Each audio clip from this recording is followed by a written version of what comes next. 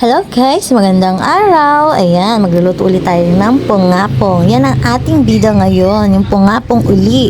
Talagang hindi halatang mahilig tayo sa pongapong. So, ayan guys, ang aking mga ingredients.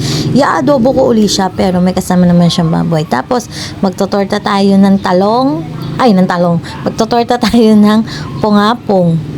Ayan, tatry natin. Kasi marami tayong napapanood na tinotorta yung pongapong. So, tatry natin. Ayan, nag-init na nga pala ako ng mantika. Kasi unahin ko muna yung mag-aadobo muna ako ng pongapong. Yan muna una kong lulutuin. Ayan. Sinalang ko muna ang baboy.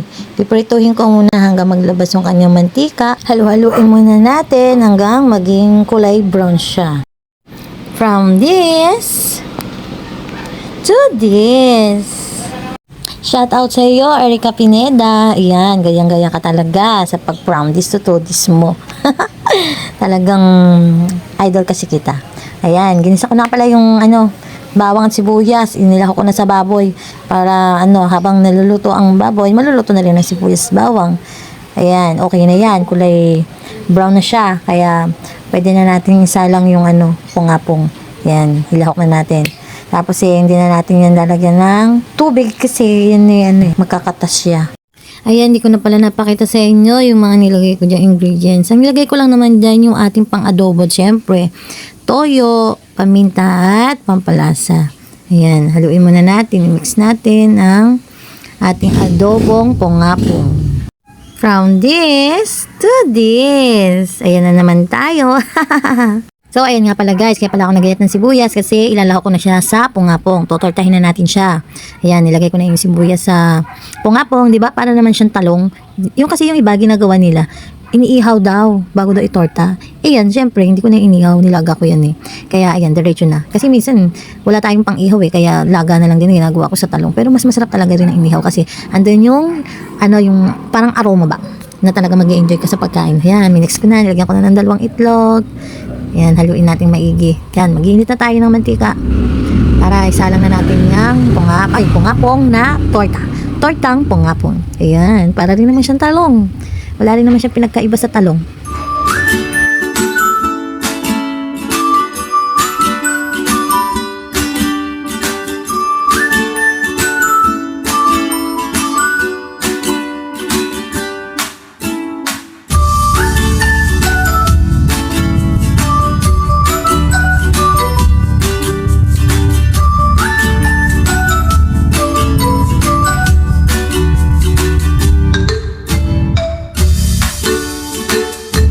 So, ayan guys, kumain na ang aking anak. Ayan, titingnan natin yung reaction niya kung anong lasa ng tortang pongapong. Anong masasabi mo sa luto ni Mami? Masarap. All goods. Oh, isang subo nga.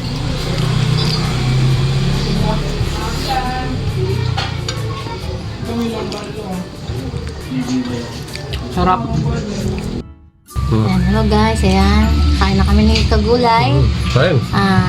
Pongapong. Manya na yung iluto kong pongapong na adobo. Yung kinuha ko niya sa molde. Dami. Pongapong. Anong reaction? Yung, Sarap. yung torta naman, tikman mo. Torta pongapong. Ayan. Sarap pa. Parang hindi mo yung yung pongapong to Oh. Tortang talong to Tortang talong. Oh, sarap. Tortang talong talaga. Oh, ang galing nga. Tortang talong talaga. Ang Hindi lasa siya niya. pongapong. Oh. Same na same. Sarap.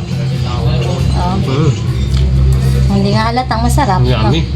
Ganado kumain Sarap. Ang gaya mga gulay.